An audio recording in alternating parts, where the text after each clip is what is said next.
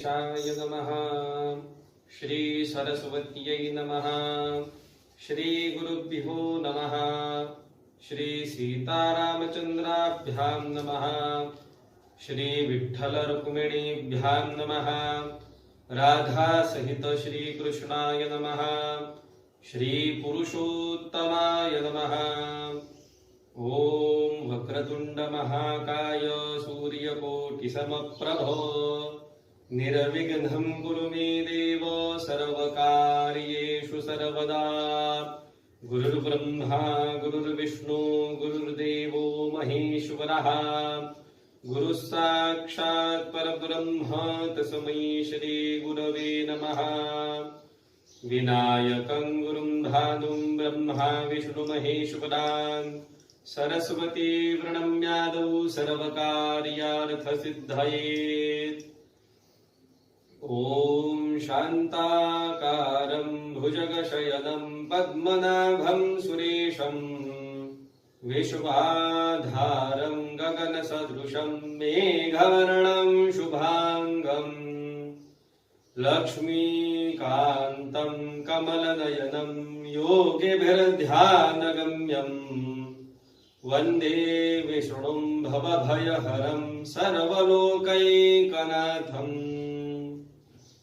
कस्तूरीतिलकं ललाटपटले वक्षस्थले कौस्तुभम् नासाग्रे वरमौक्तिकं करतले वेणुकरे कङ्कणम्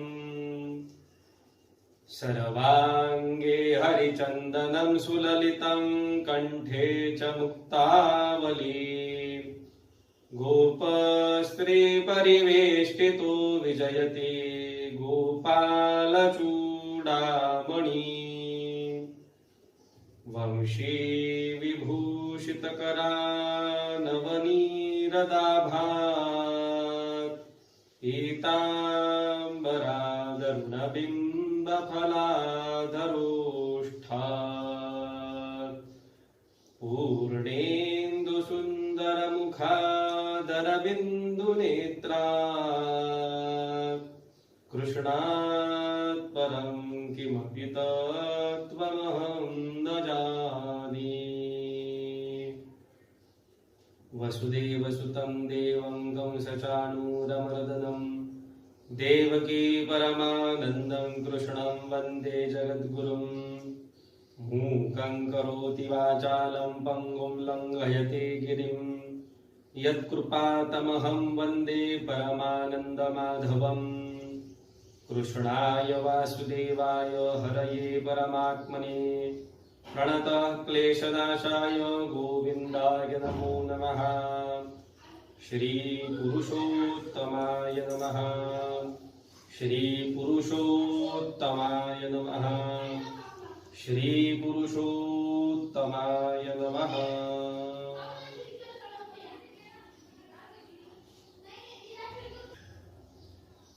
नमस्कार मंडळी, काल आपण बघितलेलं आहे की मेधावी कन्या म्हणजेच ह्या जन्मीची द्रौपदी, तिचं पूर्वजन्म आपण बघत होतो आणि त्या पूर्वजन्मामध्ये तिला कोणत्या कोणत्या प्रकारच्या कष्टांचा सामना करावा लागलेला आहे हे आपण मागच्या अध्यायामध्ये बघितलेलं होतं। आणि मग तिथून पुढे तिचे वडील देखील वारतात आणि वडिलांचं सर्व उत्तर कार्य संपन्न झाल्यानंतर त्यांचे मित्र जे होते म्हणजे दुर्वासा ऋषी हे तिच्या आश्रमात तिथे पोहोचलेले आहे आणि खास करून तिला मदत करण्यासाठी, चांगले उपदेश करण्यासाठी ते तिथे पोहोचलेले आहे। ह्या मेधावी कन्येने आपलं सगळं रडगाणं त्या दुर्वासा ऋषींच्या चरणी अर्पण केलेलं आहे आणि उपदेश करा असं त्यांना सांगितलेलं आहे। आता इथून पुढचा कथाभाग आपल्याला आजच्या दिवशी म्हणजे 5व्या अध्यायामध्ये बघायचा आहे। तर चला मंडळी, आरंभ करूया। अध्याय 5। श्री गणेशाय नमः। पूर्वाध्यायी अलौकिक विप्रकन्येने आपले दुःख दुर्वासासे कथिले सकळिक ऐसे कथानक जाहले पुढे असे कथा सुरस श्रोती श्रवणात यावे मानस भगवान कृष्ण द्वारकाधीश धर्मरायास सांगत की राया ती विप्रकन्येची वाणी ऐकून या दुर्वास मुनी म्हणे ग बाळे विप्रनंदिनी शोक काही करू नको तव दुःखाची नाशार्थ अंतरी विचारिता बहुत गुह्यापेक्षे हे गुह्य अत्यंत ऐसे एक सुचले असे ते तुझ सांगतो ऐकावे परी तू कवणाही न सांगावे कथिल्या ऐसेची आचरावे दुःख आघवे हरेल येथून येईल तृतीय मास पुरुषोत्तम नाम तयास त्यात करिता सत्कर्मे विशेष पापे अशेष लोपती मासा माझे कार्तिकाधिक पुण्यकारक असती अनेक परी यासम किंवा अधिक नसे आणिक कोणताही मास पक्ष तिथी संक्रमणे सर्व परवे रवीर शशी ग्रहणे आणि निगमोक्त नाना साधने पुण्यदायक असती जी ती ह्या पुरुषोत्तम मासाची 16वी कळा ही न पावती साची या भूमी इतर महात्म्याची गोष्ट काय तुझ सांगू 12 सहस्र वर्षे पूर्ण नित्य करिता गंगा स्नान किंवा सिंहस्ती गोदास्नपन करिता फळ मिळे जे तेची पुरुषोत्तम मासात कोणत्याही शुद्ध जळात सविधी स्नान करिता यथार्थ प्राप्त होते सकळ हे हा पुरुषोत्तमाचा प्रिय मास पुरुषोत्तम नाम यास व्रतादिती सेविता विशेष इच्छित अशेष लाभते मज अनुभव असे याचा असत्य नव्हे माझी वाचा यानेच माझे प्रतापाचा जगी झेंडा झळकत आहे तस्मात बाळे तू सत्वरी येत्या अधिक मासा माझारी पुरुषोत्तम व्रत करी त्वदिच्छा सारी पुरेलो श्रीकृष्ण म्हणेगा धर्मराया ऐसी दुर्वासे करुनी दया मेधावी ऋषीची ती तनया दीन म्हणून संमानिली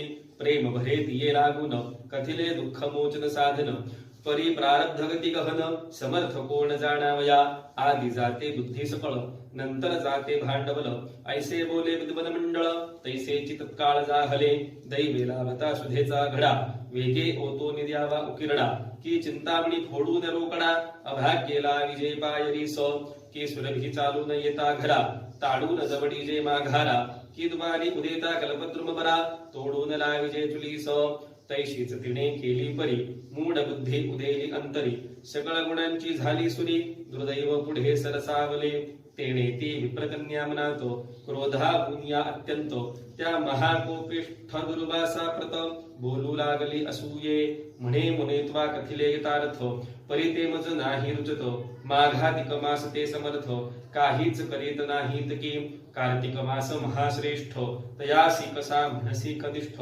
वैशाख मास सेविता स्पष्ट काय इच्छित न देतो सदा शिवाधिक देवांसी सेविता अनन्य भावेसी ते आपल्या सेवकांसी सुफल देत नाहीत की अथवा हा प्रत्यक्ष दर्शन आकाशी फिरतो चंड किरण यासी सेविता संपूर्ण इच्छा पुरवीत नाही की किंवा सेविता अंबिका देवी ती काय कामना न पुरवी की गणेशाचे सेवे आघवे इच्छा पुरत नाही की व्यतिपातादी महायोगांसी आणि शिवादी सर्व देवांसी उल्लंघूनी बोलता तुझसी लाज कैसी वाटेना जया तू म्हणसी पुरुषोत्तम तो मलमास अति अधम त्यात नाही रवी संक्रमण सर्व कर्मानिंद असे ऐसे असता तू दयासी सर्वात श्रेष्ठ कैसा करिसी तुझे धार्ष्ट्य पाहुनी मजसी बहु आश्चर्य वाटते सर्व दुःखांचा नाशक ब्रह्मांडा माझी हरिच एक तया वाचुनी दैसा आणिक मजना दिसे कोणीही सीतापती रामाविण के उमापती शिवा वाचून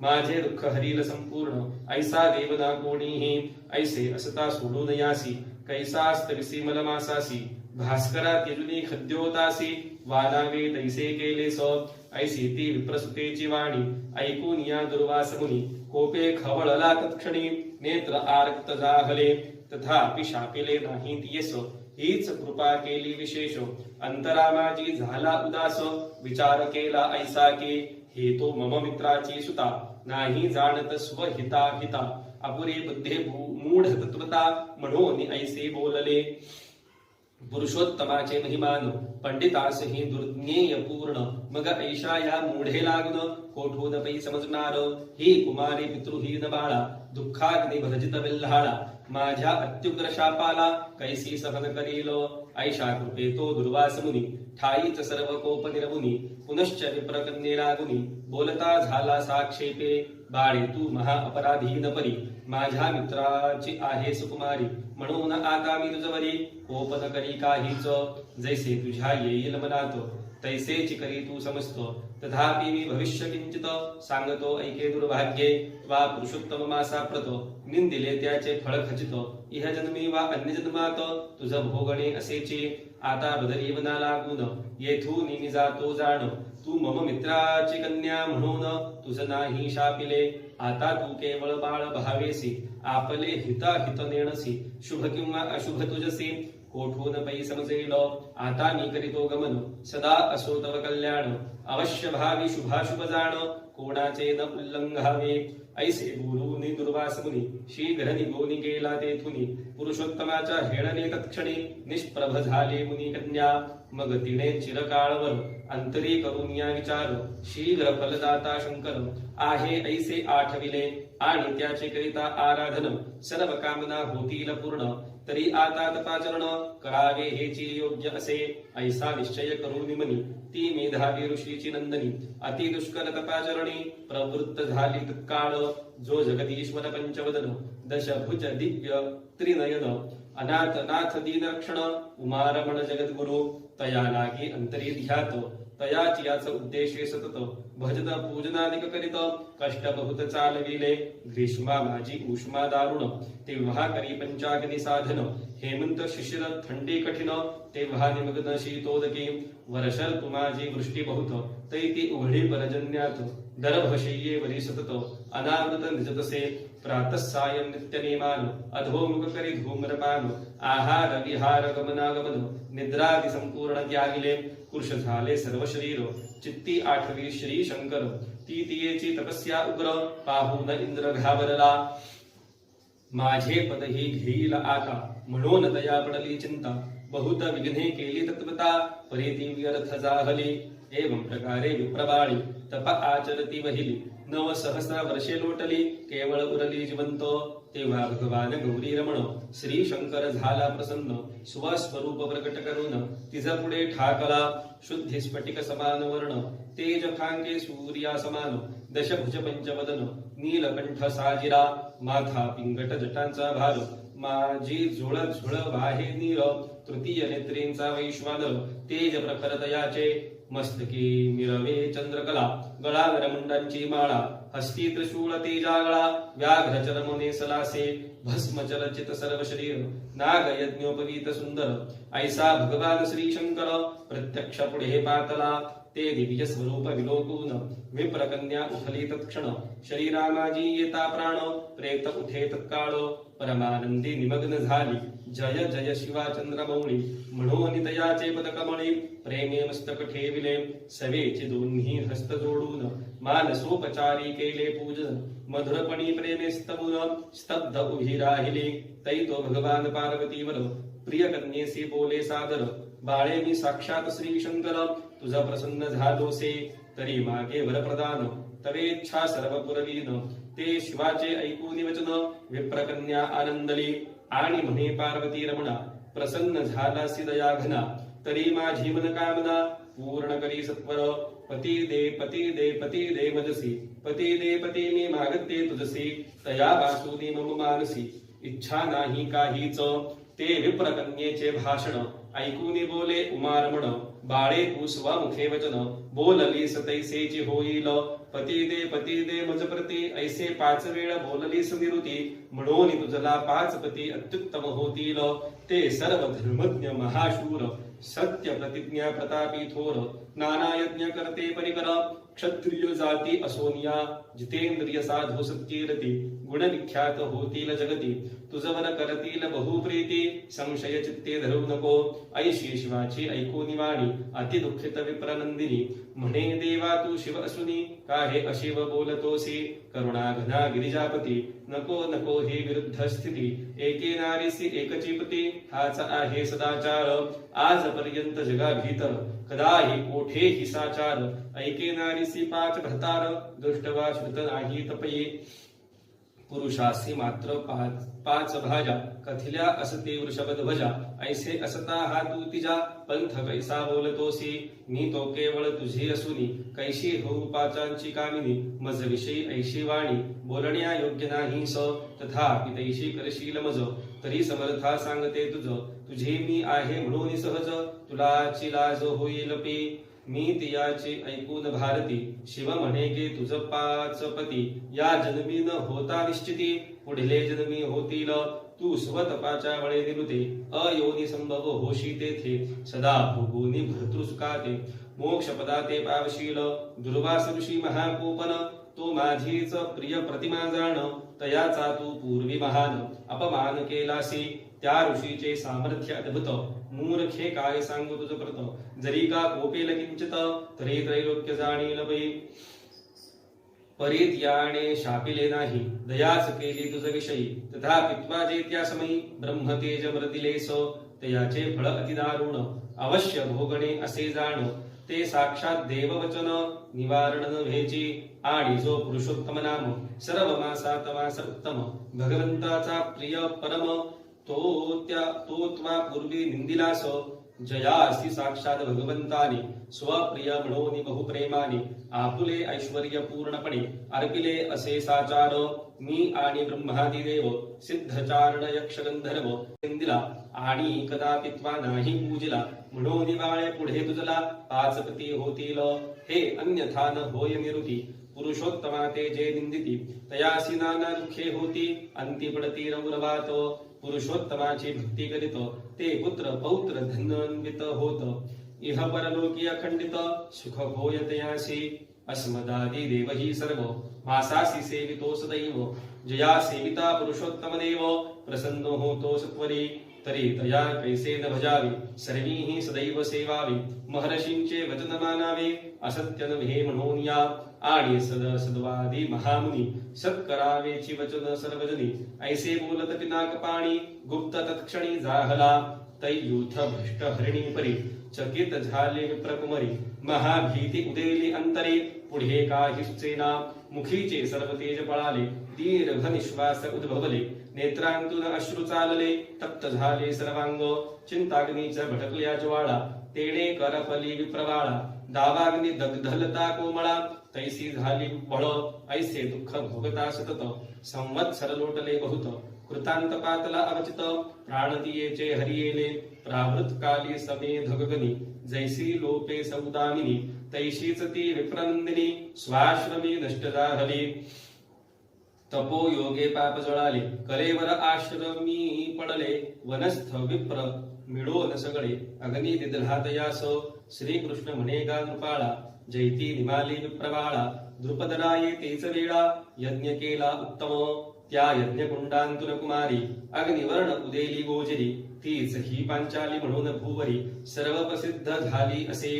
पूर्वींची जी ऋषी कन्या तीच ही सांप्रत सर्वमान्या अयोनी संभव ऐशी धन्या द्रुपद कन्या जाहली पूर्व जन्मा माझी येते तुझ पाचपती होतील निरुते ऐसे शिवे जे कथिले होते तैसे ती येथे घडलेसे तुम्ही महापुरुषार्थी येचे झाले ती पाचपती आणि ही द्रौपदी महासती मजला अति प्रिय आहे ही मज विषयी स्नेह करते मज वधीच प्राण ठेविते मतपरायण ऐशी वर्तते मजची भजते सर्वदा स्वप्राणापेक्षा ही अधिक हिजवर माझे प्रेम सकळिक ही मम सखी अलौकिक मीच रक्षक येचा परिघणे पुरुषोत्तमाची पूर्वी हेळना केली साची म्हणून सांप्रतम्या येची उपेक्षा केली सर्वथा पुरुषोत्तमा ते तिरस्कारितो तयावी लोटितो नरकातो ही मम सखी प्रिय अत्यंत म्हणून तैसे ना केले अरे पुरुषोत्तमाची योग्यता तुझ काय सांगू नृपनाथा हा मुनी देवांशी ही सर्वथा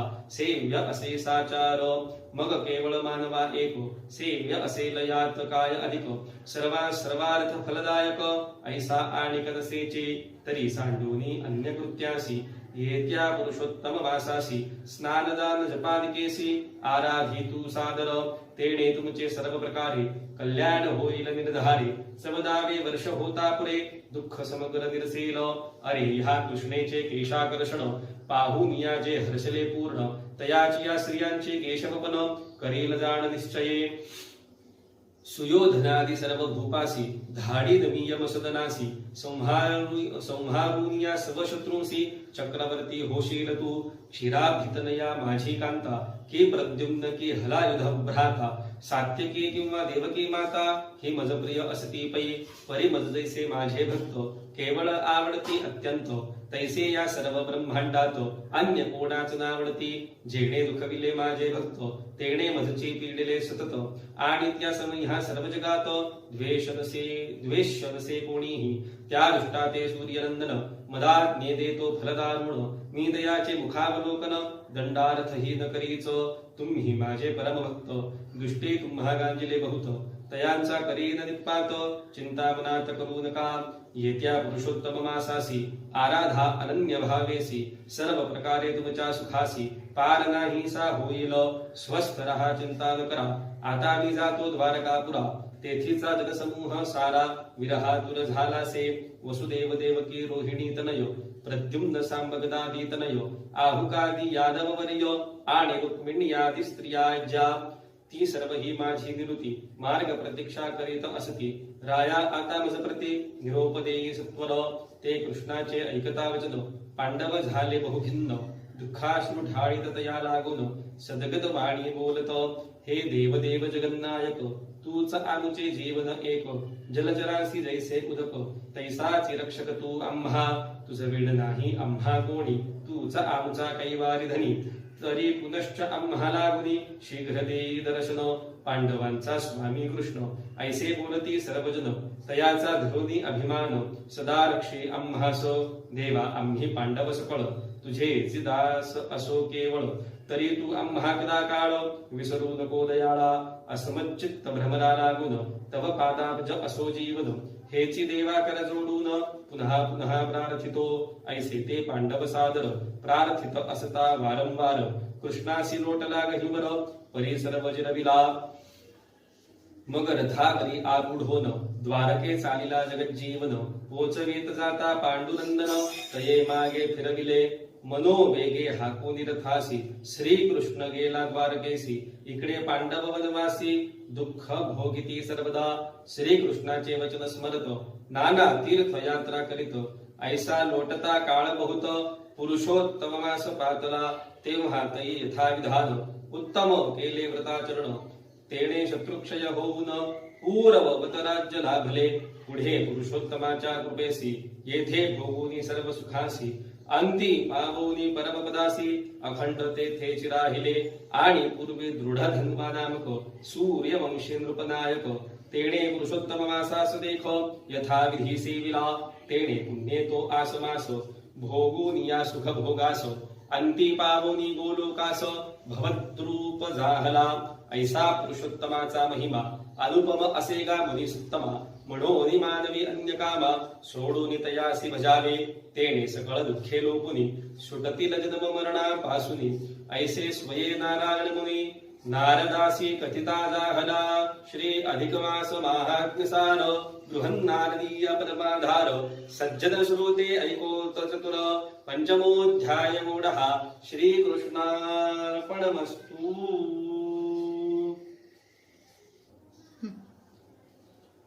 अशा तऱ्हेने आपण 5व्या अध्यायाचं पठण आज केलेलं आहे. या 5व्या अध्यायामध्ये आपल्याला काय कथा दिसून येते ते आता आपण बघणार आहोत. गेल्या अध्यायामध्ये म्हणजे मागच्या 4थ्या अध्यायामध्ये कालच्या दिवशी आपण असं बघितलं की कृष्ण युधिष्ठिराला मेधावी ऋषीची गोष्ट सांगत होता.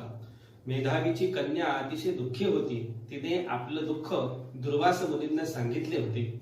तिला लग्न व्हायला हवे होते, परंतु दुर्वास ऋषी तिला म्हणाले, ब्राह्मण कन्ये तू रडू नको.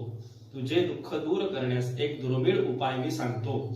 एक व्रत आहे, अधिक मासात ते करायचे असते. या महिन्यापासून आता येणारा जो 3रा महिना असेल त्या 3ऱ्या महिन्याला अधिक महिना येणार आहे आणि त्या अधिक महिन्याला पुरुषोत्तम मास असं म्हटलं जाणार आहे. म्हणून त्या महिन्याचे महात्म्य अतिशय मोठे आहे. इतर कुठलाही महिना या महिन्या इतका पुण्यदायक नाही. 12,000 वर्षे गंगेत स्नान करणे, सिंह राशीमध्ये गुरु असता गोदावरी मध्ये स्नान करणे, यांनी जे पुण्य मिळते तेच पुण्य या महिन्यात कोणत्याही शुद्ध पाण्यात स्नान केल्याने मिळते. आपल्या सर्वांना ठाऊक आहे, दर 12 वर्ष झाले की आपल्या इथे आपण सिंहस्थ कुंभमेळा हा साजरा करत असतो किंवा तो कुंभमेळा आपल्याकडे भरत असतो. त्या कुंभमेळ्यात स्नान केल्याचं पुण्य जे असतं ते या अधिक मासामध्ये कुठल्याही शुद्ध पाण्यात स्नान केल्याने ते पुण्य आपल्याला प्राप्त होत असतं. आणि अशा तऱ्हेने असं हे एवढं मोठं महात्म्य या अधिक मासाचं आपल्याला इथे दिसून येत असतं.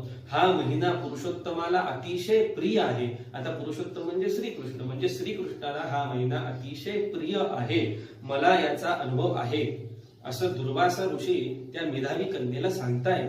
माझे तपसामर्थ्य या महिन्यामुळेच आहे, म्हणजे माझं जे काही तपसामर्थ्य मला प्राप्त झालेलं आहे, शाप देणे किंवा वरदान देणे हे देखील मला ह्या अधिक मासाचं व्रताचरण केल्यानेच प्राप्त झालेलं आहे असे दुर्वासा ऋषी त्या मेधावी कन्येला सांगता आहेत. पण आता इथे काय झालेलं आहे मंडळी, एक विशेष घटना घडलेली आहे.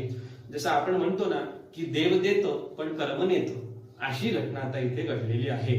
ती कशी, त्या मूढ बुद्धीच्या मुलीला म्हणजे त्या मेधावी कन्येला त्या महाकोपिष्ट दुर्वासांना प्रत्युत्तर दिलेले आहे. तर ते काय प्रत्युत्तर दिलेले आहे, म्हणजे ती काय म्हणते की अहो मुनिवर्य, तुम्ही काय सांगता ते मला बिलकुल पटत नाही. कारण की माघ, कार्तिक, वैशाख इत्यादी जे अनेक महिने आहेत ते तर उत्तम फळ देणारे आहेत. तसेच शंकर इत्यादी देवांची सेवा केल्यास ते फळ आपल्याला मिळत नाही का? सूर्य तर प्रत्यक्ष दिसणारा देव आहे. अंबिका, गणपती ह्या देवता देखील आपल्या इच्छा पूर्ण करतातच की. पण तुम्ही म्हणताय तो मलमास म्हणून निंदे, तो तर मलमास आहे. त्याच्यानंतर सर्व संकटे दूर करणारा हरी, उमापती शंकर आणि सीतापती राम हे सर्व असताना तुम्ही मलमासाची एवढी स्तुती का करता? त्या कन्येला त्या अधिक मासाचं महात्म्य बिलकुलच ठाऊक नाही आणि म्हणून ती अशा तऱ्हेने दुर्वासा ऋषींना हे सगळं सांगते की इतर देव आहेत, इतर जसं मासांना मार्गशीर्षोसी असं श्रीकृष्ण स्वतः भगवद्गीतेत सांगितलेलं आहे. तेव्हा मार्गशीर्ष महिना आहे, कार्तिक महिना आहे, वैशाख इत्यादी महिने आहे. त्यामध्ये आपण शंकर इत्यादी देवांची कायम स्तुती करतो, कायम त्यांची उपासना करतच असतो ना. मग ते काय आपल्याला फळ देत नाही का? देतातच की. आणि त्याच्यानंतर सूर्य तर प्रत्यक्ष दिसणारा देव आहे आणि म्हणून आपण त्याला रोज सकाळी उठल्या उठल्या 3 वेळेला अर्घ्यदान देत असतो. अशा त्या सूर्याचं देखील आपण कायम पूजन करत असतो. आणि म्हणून मग जसं गणपती, देवी यांचं देखील आपण पूजन करत असतो. आणि म्हणून मग तुम्ही त्या मलमासाचं मला पूजन करायला काय सांगताय? तो तर मलमास आहे, निंद्य आहे. म्हणून त्याची उपासना का करावी, त्याचं व्रताचरण का करावं असं ह्या मेधावी कन्येने त्या दुर्वासा ऋषींना विचारलेलं आहे. अजून तिने काय सांगितलं आहे का सूर्याला सोडून काजव्याची उपासना करण्यासारखं असं हे तुम्ही मला सांगितलेलं आहे. तेव्हा श्रीकृष्ण युधिष्ठिराला काय म्हणतो की त्या मुलीचे हे बोलणे कसे होते? तिचे हे बोलणे असे होते की अमृताचा कलश मिळावा आणि तो ओतून टाकावा. एखाद्याला अमृत मिळावं पण त्याला त्याचं महात्म्य कळत नसेल तर त्याने तो कलश एखाद्या रिकाम्या ठिकाणी ओतून द्यावा. त्याच्यानंतर चिंतामणी मिळावा आणि तो पायरीला बसावा. कामधेनू घरी चालत यावी पण तिला झुडपून हाकलावी. आपल्या घरी गाय आली, कामधेनू आली, तिला सन्मान करणे, पूजा करणे हे सगळं सोडून तिला हडहड करून हाकलून देणे, अशा तऱ्हेची ही घटना घडलेली आहे. अंगणामध्ये आपण कल्पवृक्ष लावावा, त्याला मोठा करावा, त्याला फल प्राप्त व्हावे आणि तो कल्पवृक्ष घरातल्या आपल्या स्त्रीने तोडून त्याचे लाकड चुलीत घालणे, असा हा प्रकार इथे घडलेला आहे. असे तिचे कर्म होते. एक मराठीमध्ये सर्वसाधारण आपण एक म्हणे म्हणत असतो, गाढवाला गुळाची चव काय, असं सुद्धा आपण इथे म्हणू शकतो. अर्थात दुर्वास ऋषी ह्या घटनेने अतिशय क्रोधिष्ठ झालेले आहे, अतिशय संतापलेले आहे. परंतु त्यांनी असा विचार केला की ही तर माझ्याच मित्राची कन्या आहे आणि मूढ आहे, तिला बुद्धी नाही, म्हणून तिला शाप देणे हे काही योग्य नाही. कारण की महापंडित अतिशय विद्वान मंडळींना देखील या अधिक मासाचं महात्म्य लवकर लक्षात येत नाही. ही तर मूर्ख आहे, मूढ आहे, लहान आहे, म्हणून हिला शाप देणे योग्य नाही. आणि म्हणून त्यांनी त्यांचा राग आवरला आणि त्या मेधावी कन्येला ते म्हणालेले आहे, मी तुझ्यावर रागवत नाही, तुला जसे वाटेल तसे तू कर, पण एवढे मात्र नक्की सांगतो की तू या महान मासाची, महान महिन्याची, अधिक महिन्याची निंदा केलेली आहे आणि त्याचे फळ तुला मात्र ह्या जन्मी म्हणा किंवा पुढच्या जन्मी म्हणा भोगावेच लागणार आहे. मी आता बदरिका वनात जाणार आहे, जे होणार आहे ते टळत नाही हे मात्र खरे आहे आणि तुझे कायम कल्याणच हो अशा तऱ्हेचं ते आशीर्वचन बोलून दुर्वासा मुनी तिथून आता बदरिका आश्रमाकडे निघून गेलेले आहे. आपले मात्र खूप काही चुकलेले आहे एवढं त्या ऋषी कन्येला लक्षात आलेलं आहे. ती कन्या फार उदास झालेली आहे. खूप काळ गेल्यानंतर तिने शंकराची उपासना करण्याचं ठरवलेलं आहे. खूप खडतर तप तिने केलेला आहे. इंद्र तिला विघ्न आणण्याचा प्रयत्न करत होता, पण तो मात्र व्यर्थ गेलेला आहे. शंकर तिला प्रसन्न झालेले आहेत. महादेव तिच्या समोर प्रकट झालेले आहेत आणि कसे प्रकट झालेले आहेत तर त्यांचं उत्तम वर्णन इथे आपल्याला पाहायला मिळतंय. कसं? अतिशय शुभ्र वर्ण. महादेव कसे आहेत? कर्पूर गौरम, कापरासारखे अतिशय शुभ्र आहेत. गळ्यात नरमुंडांची माळ आहे. 5 तोंडे त्यांना आहेत. 10 हात आहेत. पिंगट जटा आहे. त्यात गंगा आहे. 3रा डोळा भडकलेल्या स्वरूपात आहे. वाघाचे चामडे गुंडाळलेले आहेत. नागाचं जानवं त्यांनी धारण केलेलं आहे. अंगाला संपूर्णतः चिताभस्म धारण केलेला आहे. त्यांचा फक्त कंठ निळा आहे. हातात डमरू आणि त्रिशूळ आहे. अत्यंत तेजस्वी असं शिवाचं, महादेवाचं स्वरूप तिने त्या ऋषिकन्येने जेव्हा बघितलं तेव्हा तत्काळ तिच्या अंगामध्ये बळ उत्पन्न झालेलं आहे. कारण तिने जी तपश्चर्या केलेली आहे अतिशय खडतर तपश्चर्या केलेली आहे. खाण्यापिण्याचा नाद तिने सोडून दिलेला आहे. खाणपिणं तिचं सुटून गेलेलं आहे. जेवढा आपल्या आजूबाजूला वारा वाहतो आहे तोच वारा फक्त तिने भक्षण केलेला आहे. उडून येणारी पानं तिने फक्त भक्षण केलेली आहे आणि त्याच वरती ती फक्त जिवंत असल्यासारखी होती. शरीरामध्ये फक्त हाडं उरलेले होते. अशा तऱ्हेचं खडतर तप तिने महादेव प्रसन्न व्हावे आणि महादेवांनी आपल्यावरती कृपाशीर्वाद करावे म्हणून केलेले होते. आणि मग अशा तऱ्हेने लगेच ती उठून बसली आणि शंकरांची स्तुती करू लागलेली आहे. शंकराने तिला म्हणाले की तुला काय हवे, काय पाहिजे, तू एवढी उग्र तपश्चर्या काय करते आहे? तेव्हा ती काय म्हणते की मला पती द्या. परंतु अतिशय तळमळीने तिने हे सगळे तपश्चर्या केलेली होती.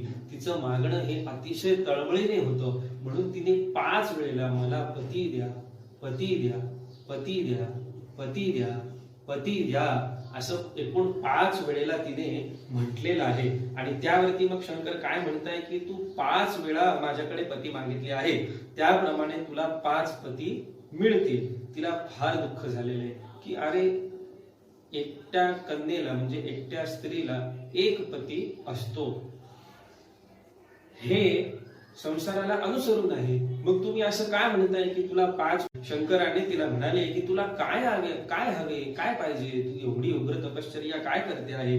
तेव्हा ती काय म्हणते की मला पती द्या.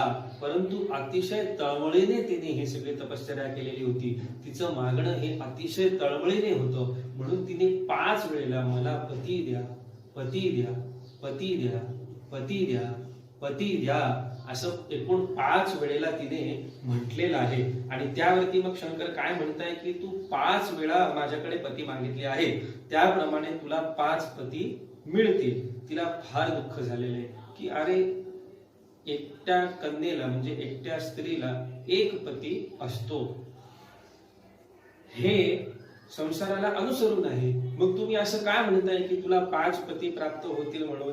आणि हीच गोष्ट तिने शंकराला बोलून दाखवलेली आहे. शंकर तिला काय म्हणालाय की तुला 5 पती हे पुढल्या जन्मी मिळणार आहे, तरी तुला पतिव्रता म्हणवलं जाणार आहे. पण एक सांगतो, तू दुर्वासा ऋषींचा अपमान केलेला आहेस, ते तर माझेच अंश आहे आणि पुरुषोत्तम मासाची अधिक महिन्याची तू निंदा केलेली आहे. ते तुझ्याकडनं अतिशय पाप घडलेलं आहे आणि म्हणून मुली पुढच्या जन्मी तुला पापाचे फळ अतिशय दुःखाने भोगावे लागणार आहे असे म्हणून भगवान शंकर महादेव तिथून अदृश्य झालेले आहे. आता तिथून पुढे ती ऋषिकन्या काय अतिशय ओशाळलेली आहे, दुःखी झालेली आहे. कालांतराने ती मरण देखील पावलेली आहे. धर्मा म्हणजे ती तिथे मरण पावलेली आहे.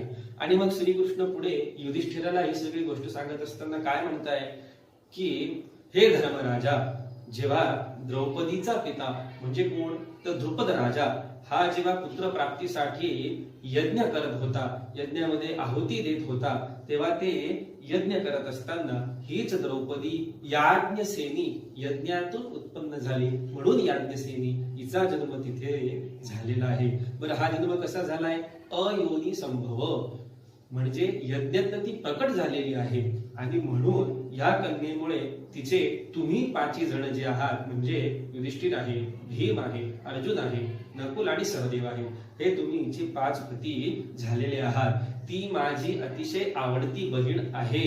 एरवी मी हिला नरकात पाठवली असती, कारण हिने काय केलंय तर पुरुषोत्तम मासाची निंदा केलेली आहे. एक वेळेस तुम्ही माझी निंदा केली तरी चालेल, पण पुरुषोत्तमाची निंदा केलेली मी खपून घेणार नाही, असा आशीर्वाद भगवान श्रीकृष्णांनी अधिक मासाला दिलेला होता.